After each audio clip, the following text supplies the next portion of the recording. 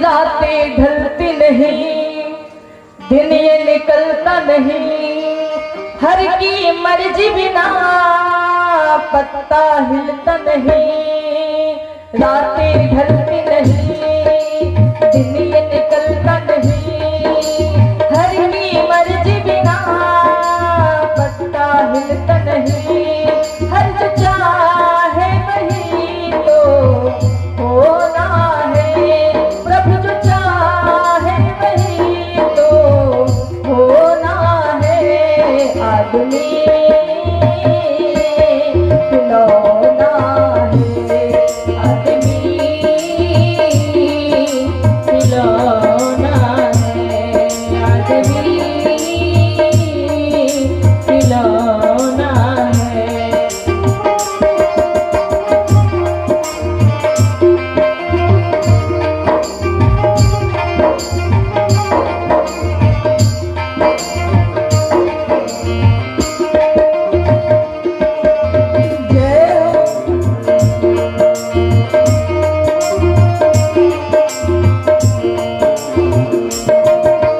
जीना है हंस के हमें जीवन का हर पल, क्या हो जाए बाद में ना जाने कोई कल। जीना है हंस के जीवन का हर पल, ना जाने क्या हो जाए देखो यहाँ कल। हर जो चाहे वही तो होना है, सब जो चाहे वही तो होना है। आदमी खिलौना है, आदमी खिलौना है।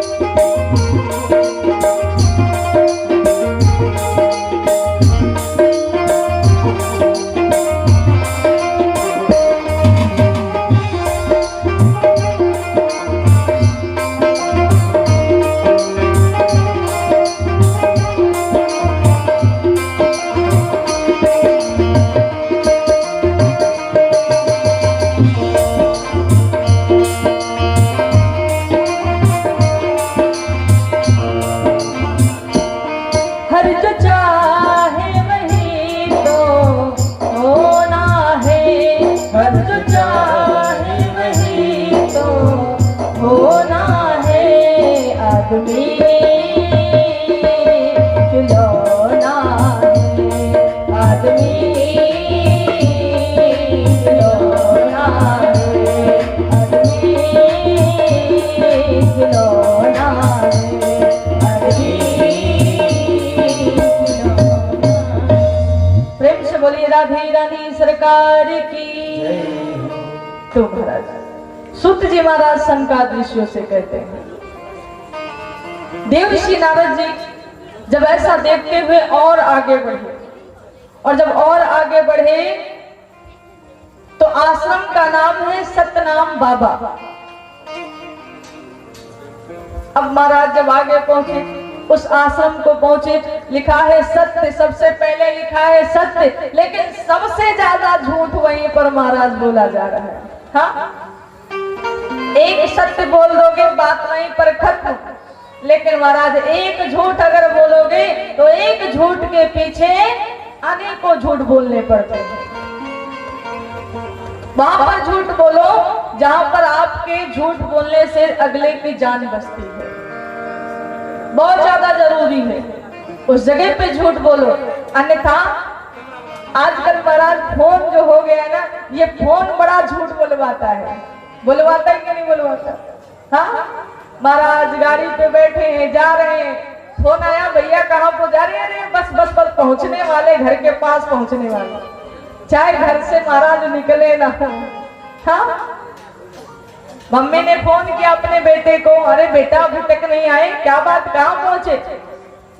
अरे मम्मी बस आने वाले ही, देखो हम गांव के बाहर पहुंच गए। तो महाराज एक बार झूठ बोलोगे तो एक झूठ के पीछे अनेकों झूठ बोलने पड़ते। एक सत्य बोल के बात खत्म कर देनी चाहिए।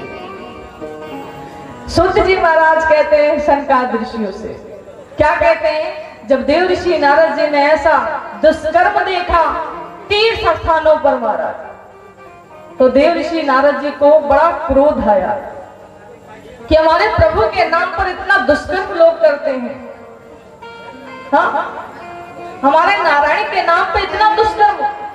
देव ऋषि नारद जी मन में विचार करते हैं, मन में विचार किया कि जब जब इस पावन धरा पर दैत्यों का अत्याचार बढ़ा, तब तब हमारे प्रभु ने अवतार धारण करके भक्तों की रक्षा की है।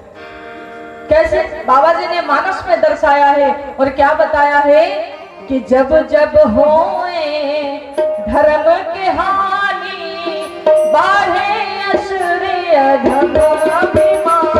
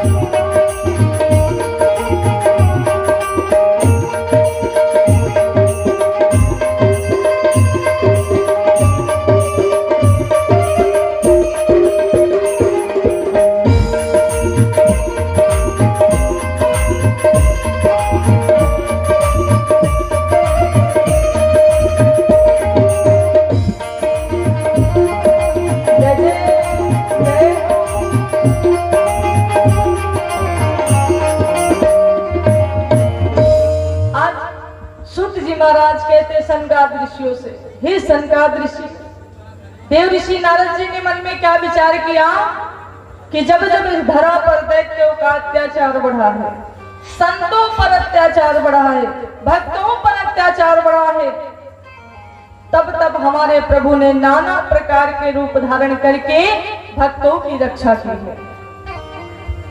और आज मेरे प्रभु के नाम पे इतना दुष्कर्म हो रहा है। हाँ, सरयू मैया में, गंगा जी में क्या होता है, नालियों के पानी बहा रहे महाराज। हाँ, गंदगी उसी गंगा जी में बहा रहे, सरयू जी में बहा रहे, यमुना जी में बहा रहे, इतना दुष्कर्म हो रहा है महाराज। देव ऋषि नारद जी बड़े क्रोधित हो गए। देव ऋषि नारद जी ऐसा दुष्कर्म देखकर बड़े ही उदास हो गए। जब देव ऋषि नारद जी मन में विचार करते हैं, अब मुझे अपने प्रभु के पास चलना चाहिए, ऐसा दुष्कर्म देख के मेरी आत्मा बड़ी खिन्न हो गई है। देव ऋषि नारद जी नारायण नारायण कहते हुए चल पड़े। और महाराज चलते चलते जाकर कहां पहुंचे, वृंदावन के निकट जब जाकर पहुंचे। और जब वृंदावन के निकट पहुंचे तो देव ऋषि नारद जी ने देखा कि यमुना जी के तीर यानी कि यमुना जी के किनारे एक सुंदर स्त्री बैठी रुदन कर रही है, रो रही है। सुंदर स्त्री, और सुंदर स्त्री के गोदी में दो वृद्ध पुरुष यानी कि बूढ़े पुरुष लेटे हुए हैं, और वो सुंदर स्त्री रुदन कर रही है, रो रही है, विलाप कर रही है। देव ऋषि नारद जी ने मन में विचार किया, मैंने तो इतना दुष्कर्म मैं देखता ही आ रहा हूं, लेकिन ये सुंदर स्त्री रो क्यों रही, कारण क्या है, क्यों रुदन कर रही है, और इसकी गोदी में दो वृद्ध पुरुष लेटे, ये कौन है। देव ऋषि नारद जी ने मन में विचार किया, मुझे ऐसे माया मोह में नहीं फंसना चाहिए, मुझे तो आगे बढ़ना चाहिए। ऐसा देखते हुए देव ऋषि नारद जी ने अनदेखा करते हुए आगे बढ़े, और जब अनदेखा करते हुए आगे बढ़े, वैसे ही सुंदर स्त्री जो रो रही है, रुदन कर रही है, विलाप कर रही है, आज उसी स्त्री ने आवाज लगाया, हे ईश्वर जरा ठहरिए। आवाज लगाया, देव ऋषि नारद जी उसी जगह पर रुक गए। सुंदर स्त्री कहती, हे ईश्वर, हे देव ऋषि नारद जी, आप मेरी सहायता करिए। देव ऋषि नारद जी ने पूछा, तुम कौन हो, तुम क्यों रो रही हो, और तुम्हारे पास ये जो वृद्ध पुरुष लेटे हैं ये कौन है, मैं कैसे आपकी सहायता करूं, कारण बताइए, क्या कारण है, क्यों रो रही हो, क्यों रुदन कर रही हो। देव ऋषि नारद जी से वो सुंदर स्त्री कहने लगी, हे ईश्वर, मेरा जन्म द्रविड़ देश में हुआ, कर्नाटक में मेरा परिपालन हुआ, महाराष्ट्र में मेरा किसी किसी जगह पे सम्मान हुआ, और जब मैं गुजरात आई और जब वृंदावन पहुंची, जब मैं वृंदावन पहुंची, मैं तो जवान हो गई, लेकिन ये मेरे बेटे ये वृद्ध हो गए, बूढ़े हो गए। मेरा नाम भक्ति है, और ये मेरे बेटे जिनका नाम ज्ञान और वैराग्य है। हे देव ऋषि नारद जी, आप ही बताइए कि माँ जवान हो और माँ के सामने बेटे बूढ़े हो गए हो, ऐसे माँ के हृदय पे क्या बीतेगी। कोई माँ नहीं चाहेगी कि मैं जवान हो जाऊं, मेरे बेटे बूढ़े हो जाए, ऐसा कोई माँ नहीं चाहेगी। हर माँ चाहती है कि मेरे सामने मेरे बेटे खूब अच्छा अच्छा खाएं, खूब अच्छा अच्छा हमारा बेटा पहने और मेरा नाम खूब रोशन करे। हर माँ माता पिता चाहते हैं। आज देव ऋषि नारद जी से वो सुंदर स्त्री यानी कि भक्ति जी कहते हैं, देव ऋषि नारद, मैं भले क्यों ना बूढ़ी हो जाऊं, लेकिन मेरे बेटे ज्ञान और वैराग्य को जवान कर दीजिए। देव ऋषि नारद जी ने जब ऐसा सुना तो देव ऋषि नारद जी के मन में विचार आया, एक माँ और माँ की ममता का कोई बखान नहीं कर सकता, क्योंकि माँ की ममता अनंत है, अपार है। जब बेटे का जन्म होता है और कहीं सर्दी का महीना हो, हमारा ठंडक हो, तो माँ क्या करती है कि गीले बिस्तर पर माँ सोती है और सूखे बिस्तर पर अपने बेटे को सुलाती है कि मेरे बेटे को सर्दी ना हो, मेरे बेटे की कोई तबीयत ना खराब हो, भले मैं कैसे भी हो जाऊं, मुझे कुछ भी हो जाए, लेकिन मेरे बच्चों को कभी कुछ ना हो। हर माँ अपने बच्चे के लिए यही सोचती है, और माँ की ममता का बखान नहीं कर सकते हैं, क्योंकि माँ की ममता अनंत है, अपार है। इसलिए देव ऋषि नारद, हे ईश्वर, मैं भले क्यों ना बूढ़ी हो जाऊं, लेकिन मेरे बेटे ज्ञान और वैराग्य जवान हो जाए। हर माँ चाहती, हर पिता चाहती है कि मेरा बेटा मेरा नाम रोशन करे। देव ऋषि नारद जी ने जब ऐसा सुना तो देव ऋषि नारद जी ने मंत्रों का उच्चारण किया, वेद पुराणों उपनिषदों का मंत्रों का उच्चारण किया। और जब मंत्रों का उच्चारण किया महाराज, और जितनी देर तक मंत्रों का उच्चारण किए तो थोड़ा सा ज्ञान वैराग्य हिले डुले, और जैसे ही मंत्रों का उच्चारण करना बंद कर दिए, वैसे फिर से वो बूढ़े ही वृद्ध अवस्था में पहुंच गए। अब देव ऋषि नारद जी मन में विचार करते, कारण क्या है, मैंने तो सारे वेद पुराणों का मंत्रों का उच्चारण किया, लेकिन इन पे कोई असर क्यों नहीं हो रहा है, क्या कारण है। अब देव ऋषि नारद जी कहते हैं, हे भक्ति आप यहीं पर ठहरो, मैं आपके पुत्रों के लिए कुछ औषध लेके शीघ्र वापस आऊंगा। देव ऋषि नारद जी भक्ति को वहीं पे रोक देते हैं और जाने का आदेश लेते हैं। देव ऋषि नारद जी श्रीमन नारायण नारायण कहते हुए चले जा रहे हैं, और जब नारायण नारायण कहते हुए जा रहे हैं तो रास्ते में कौन मिले? ब्रह्मा के पुत्र, जिनका नाम है सनक सनंदन सनातन सनत कुमार जी महाराज। ये ब्रह्मा के पुत्र हैं। कहते हैं संतों का प्रिय भोजन है सत्संग। संतों को चाहे जितना भोजन करा दो, चाहे जितना मीठा इत्यादि खिला दो, लेकिन जब तक संतों से आप सत्संग नहीं करेंगे तब तक उनकी आत्मा को शांति महाराज नहीं मिलती है। हाँ, क्योंकि संतों का प्रिय भोजन ही है क्या? सत्संग। अब सनत कुमारों ने जब देव ऋषि नारद जी को आते हुए देखा महाराज, बड़े प्रसन्न हो गए। अरे वाह, आज तो हमारा प्रिय भोजन आ रहा है। प्रिय भोजन यानी कि देव ऋषि नारद जी आएंगे तो बढ़िया खूब सत्संग करेंगे, और जब सत्संग करेंगे तो हमारी आत्मा तृप्त हो जाएगी। लेकिन महाराज इसीलिए भक्त कहते हैं क्या भगवान से कि भक्तों के घर भी सांवरे आते रहा करो, भक्तों के घर भी सांवरे आते रहा करो, भक्तों के घर भी सांवरे आते रहा करो, भक्तों के घर भी सांवरे आते रहा करो, भक्तों के घर भी सांवरे आते रहा करो, भक्तों के घर भी सांवरे आते रहा करो, दर्शन के नैन बाबरे, दर्शन के नैन बाबरे, दर्शन दिया करो, भक्तों के घर बाबरे, दर्शन दिया करो।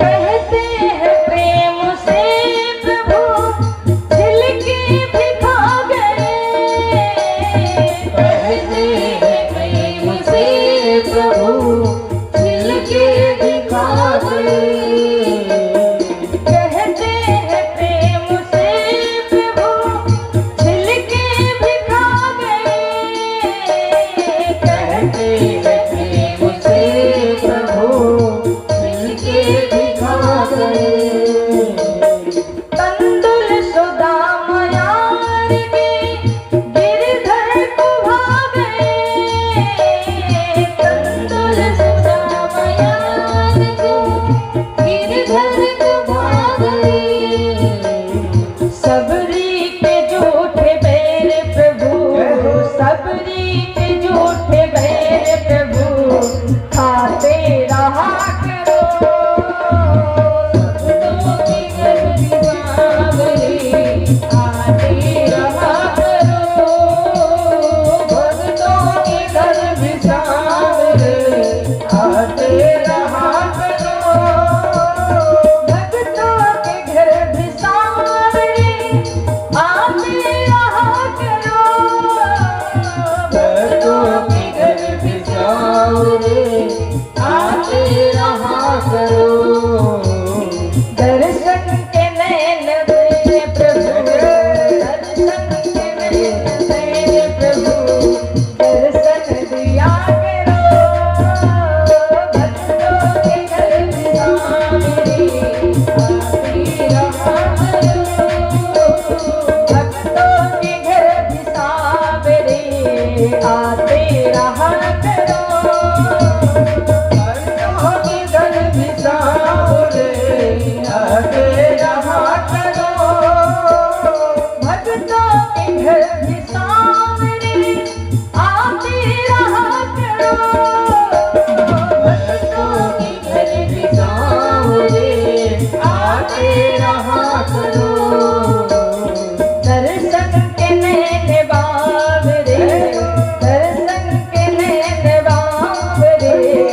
दर्शन दिया करो, भक्तों के घर बिरावरी आती रहा करो, भक्तों के घर बिरावरी आती रहा करो।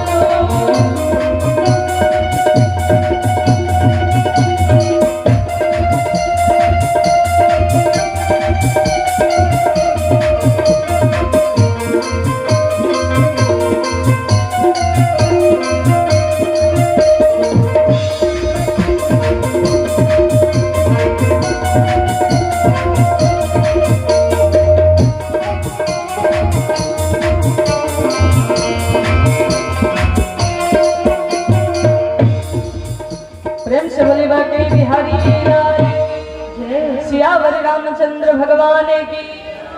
तो महाराज देव ऋषि नारद जी जैसे ही सनत कुमार ने देखा, अब सनत कुमार जी महाराज जैसे देव ऋषि नारद जी को देखते हैं तो देव ऋषि नारद जी को देखते हुए सनत कुमार जी महाराज कहते, अरे कारण क्या है? जब हम कभी भी देव ऋषि नारद जी से मिलते थे तो उनके मुख पे नारायण नारायण का भजन रहता था और चेहरे पे मुस्कुराहट रहती थी और खूब आनंद में संकीर्तन करते थे।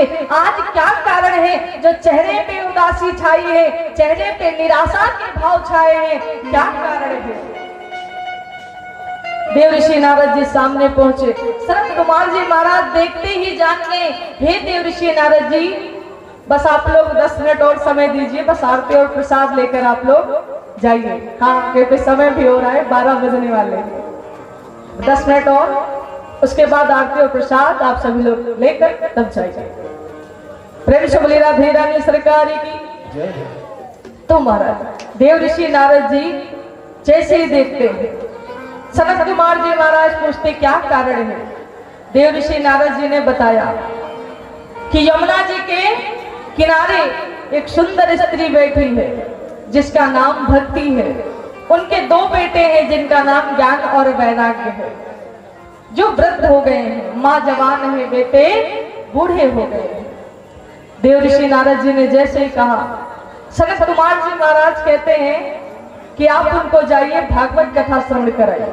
भागवत कथा को सुनकर ज्ञान और वैराग्य तरुण हो जाएंगे, जवान हो जाएंगे। देव ऋषि नारद जी हाथ जोड़ लेते, हे सनत कुमार जी महाराज, आप ही मेरे साथ चलिए और चल करके भागवत कथा सुनाइए।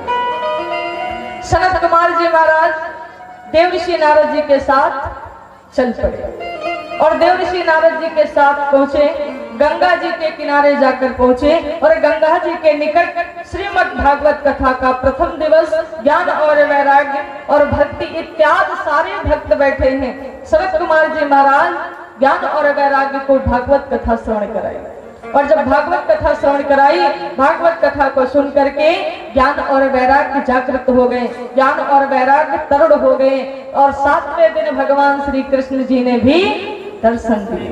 प्रेम से बोले बाकी बिहारी लाल की, वृंदावन बिहारी लाल की, सियावर रामचंद्र भगवान की। कहते हैं जो भी भगवान की भागवत कथा को सुनता है, भागवत कथा को सुन करके काल का भय नष्ट हो जाता है। जो काल का भय होता है वो नष्ट हो जाता है और भगवान की भक्ति हमें प्राप्त होती है। प्रेम से बोले वृंदावन बिहारी लाल की। तो आइए एक भजन कल्याणी साध्वी जी की ओर से आप सभी भक्त श्रवण करेंगे। उसके बाद भगवान की पावन आरती और प्रसाद लेकर आरती को प्रणाम करके आप सभी भक्तगण अपने अपने घर को जाएंगे और कल समय से यहाँ कथा प्रारंभ होगी और सभी भक्त समय से भगवान की पावन कथा को सुनने आएंगे और आकर के भगवान की कथा को सुने और अपने जीवन को आनंदमय बनाए। प्रेम से बोले बाके बिहारी लाल की, वृंदावन बिहारी लाल की। राम बोलिए राजा रामचंद्र भगवान की, सरयू मैया की, हनुमान जी महाराज की। हमारे धार्मिक ग्रंथ में 3 ग्रंथ ऐसे हैं जो हमें एक जीवन जीना सिखाती है। वो कौन सा ग्रंथ है? रामचरित मानस। और